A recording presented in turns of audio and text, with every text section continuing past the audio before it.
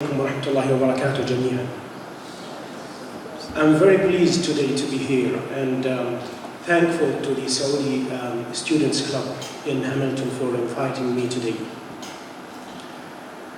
I would like also to thank His Excellency Ambassador Ahmed Al-Juhani for insisting to be with his fellow Saudis today. So thank you very much, Ambassador Ahmed.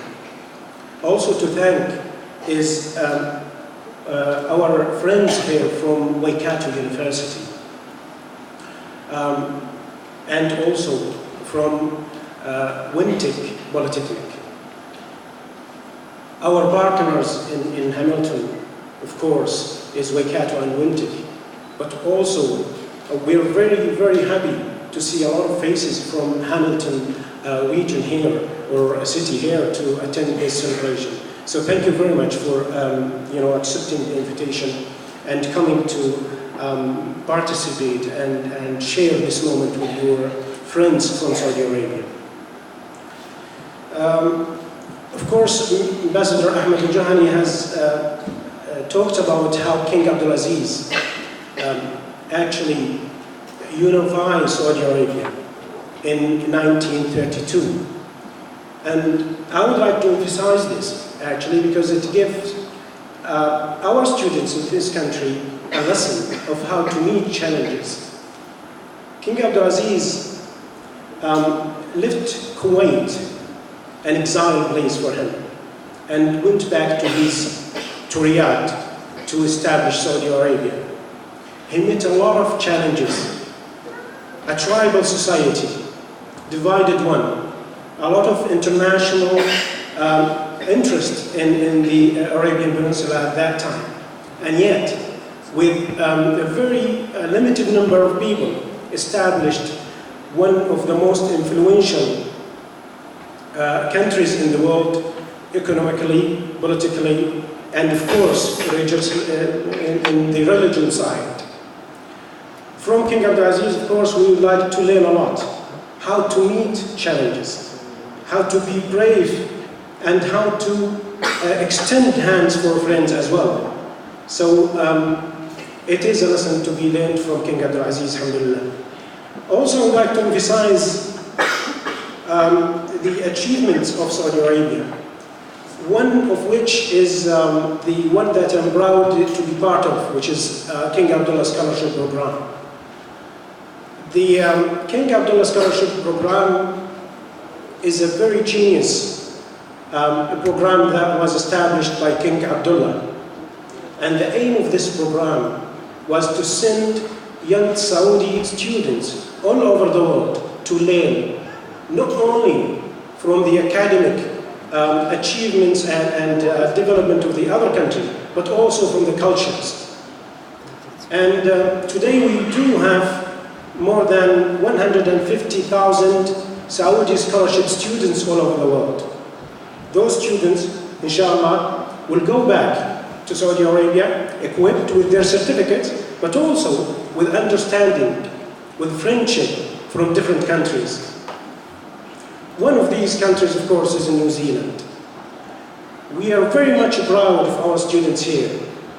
They came all over the way from Saudi Arabia, and believe me, it is far away, to study in this beautiful and peaceful country.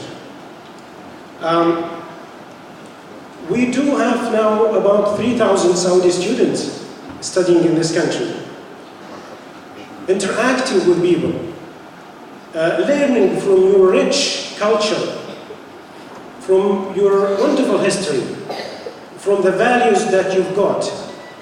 And those Saudi students would be the real ambassadors of New Zealand people to the Saudi people. I'm very proud when I see Saudi families coming all over from Saudi Arabia to visit their kids here. And without their kids, they would never thought to come to New Zealand. But having those students in your universities actually made them come all over the world to see this beautiful and peaceful country. Certainly, I'm not I'm one of those who actually thank God for being in this country and working in this country. I remember in 2004, I was in Athens in a conference, and I met a wonderful Kiwi guy, and I asked him, "Where are you from?" And he said, "From New Zealand." So I said, "Well, your English is perfect." And he said, "Well, English is my language." Now, I don't think you will find that question again, because a lot of students are here now, and they have a lot of exchanges. So it's a wonderful thing to be involved in education. And the good also, the good point that I would like to also mention here is that we are all here, Mr. Ambassador, me, and all the Saudi staff in the cultural and the consulate, cultural mission and the consulate, are here because of those students. They have laid the foundation for a wonderful relationship between the two countries. And what a wonderful relationship. Again, thank you, Hamilton people, for coming.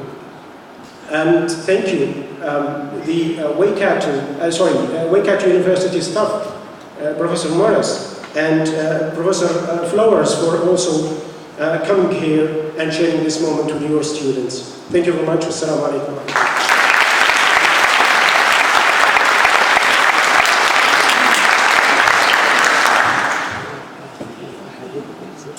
هنا في مدينة هاملتون كان لجامعة وايكاتو دور هام في دعم النادي السعودي وبخدمة الطلاب في جميع شؤونهم الأكاديمية.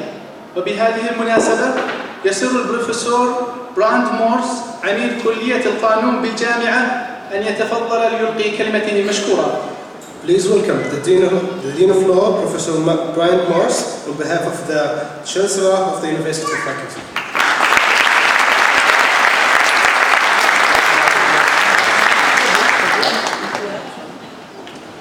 Tēnā koutou katoa, ko Brad Morse tō koenga, te ama kukua, te parenga, te whare wanaga o Waikato. Salam alaikum, sharaf tuna bi wujudkum.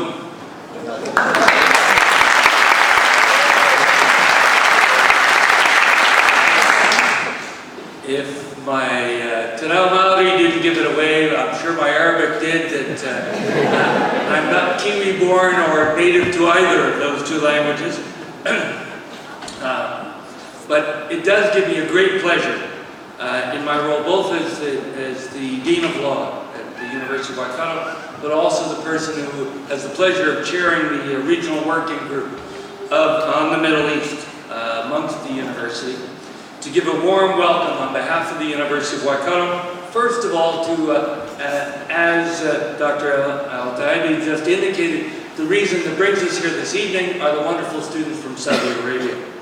And so I'd like to particularly, on behalf of the university, thank the president of the Saudi Hamilton Club, Adel Al-Ghamdi, who has been actively working with Rachel Fox and other members of the Student Academic Support Division to plan and bring about this wonderful evening that we'll all enjoy. But it's really the students from Saudi Arabia who are building these bridges between us that bring us here today. And I want to just thank you all, students, for spending your time with us.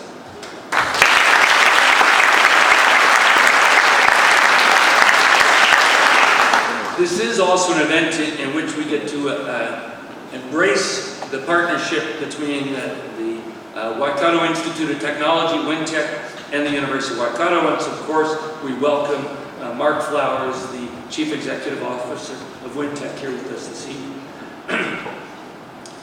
I also, of course, want to welcome many colleagues from the University of Waikato that are here, and of course those from the broader Hamilton community who have taken this opportunity to learn more about the Kingdom of Saudi Arabia and its vibrant culture through the events planned this evening.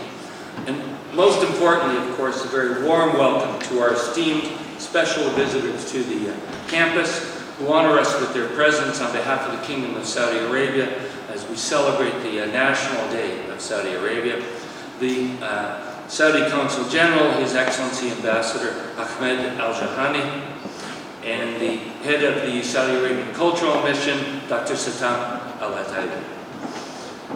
I bring greetings on behalf of the Chancellor, the Right Honorable Jim Bolger, who is overseas, unfortunately, this evening, as well as the Vice Chancellor, Professor Roy Crawford, and the Deputy Vice Chancellor, Professor Alistair Jones, who are also away, along with the Pro-Vice Chancellor International, Dr. Ed Weems, who is teaching an intensive course this weekend and is in fact currently teaching as we speak, and the head of the Student Academic Support Division, Michelle Jordan-Tong, who is also overseas. But a number of my other colleagues are here, and they wish to express their appreciation to the Saudi students. Of course, those students will particularly interact most actively with our two Middle East student counselors and advisors, Andrea Perry and Wanda, but all of the staff within the University of Waikato welcome your presence here. For those who are visiting this evening, we hope you have an opportunity to see a bit of the beautiful campus, as well as the excellent facilities, including the Gallagher Academy of Performing Arts, where we are this evening. This is a unique university. I can say that having come here 4 years ago from the University of Ottawa in the capital city of Canada, because of my appreciation of the uniqueness of this university. It really is founded upon a desire to bring together, in particular, the two dominant cultural groups within New Zealand, the original peoples of Aotearoa New Zealand Maori, as well with the Pākehā who come particularly from England, but over the decades from many, many other lands. And so a country that is officially bilingual and bicultural, but has embraced people and cultures from all over the world. And international students are very much a part of that within the University of Waikato. And one of the goals of the university is to make students from overseas feel part of the whānau or family of the University of Waikato. And I'm sure that that is true as well at Wintec, that they want to welcome students from overseas, and of course their families, some of whom end up being students while they're here as well, or their children maybe in primary and secondary school, to really welcome all of you into the community of Waikato and into the broader community of New Zealand.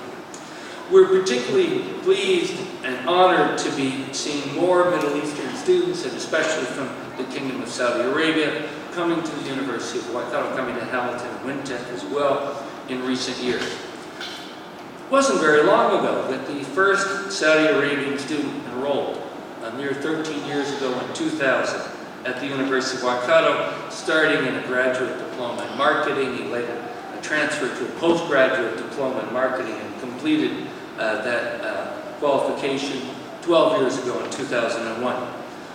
In the intervening years, 593 Saudi students have taken assessed papers within the University of Waikato. I'm pleased to say 403 have obtained their undergraduate degrees from here. A further 31 have obtained postgraduate or graduate degrees. Many, many more are with us today pursuing both undergraduate and graduate degrees.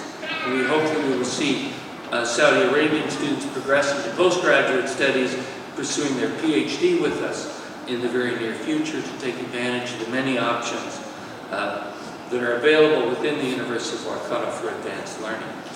But it's also an opportunity to further strengthen the ties that our university is developing with the Kingdom of Saudi Arabia, and more generally between our two countries of New Zealand and Saudi Arabia. I note the statistics I have is that there are 4,202 Saudi Arabian students in New Zealand at present, with 922 of them attending one university or another throughout the country. I understood from His Excellency when he spoke at the National Day event at the Auckland Town Hall the plan to increase this in next year to 5,000 students. And I think that is an excellent piece of news for the universities and the polytechnics throughout New Zealand, but more generally for the New Zealand community to welcome even further people from the Kingdom of Saudi Arabia to spend time with us, to bring their experiences, their cultures, their attitudes, their insights, their knowledge, and share all of that with us, and hopefully bring some of that back home with them when they do depart.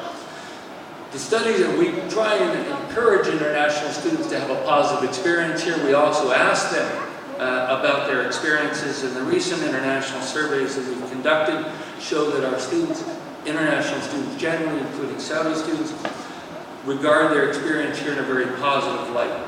And we hope that that continues to be true, as our goal is to serve you well while you are here, because you will be our ambassadors when you depart.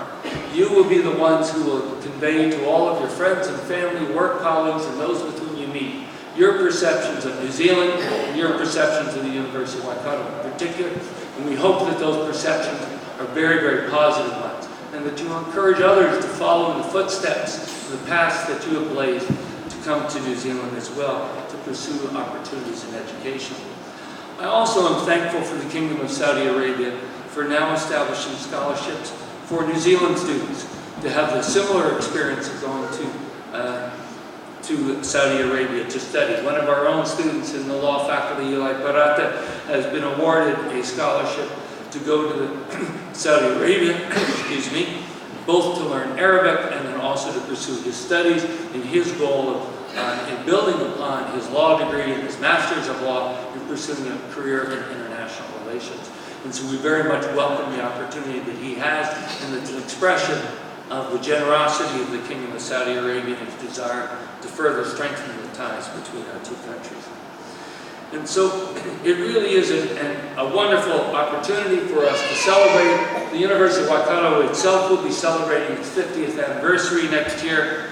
We're pleased to see that we are ranked now 46th in the world among small universities. We're in the top of those universities who have existed for less than 50 years. We are ranked in the top 10% of the well over 17,000 universities overall. I see my colleague from the Faculty of Education, Dean Roger Bolton.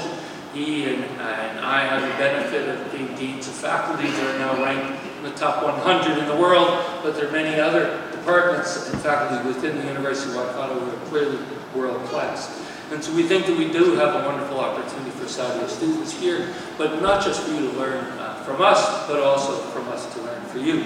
So tonight we celebrate in Hamilton the 81st anniversary of the Kingdom of Saudi Arabia. The world has changed dramatically since King Abdullah Aziz consolidated and created the kingdom. Similarly, in the 49 years since the University of Waikato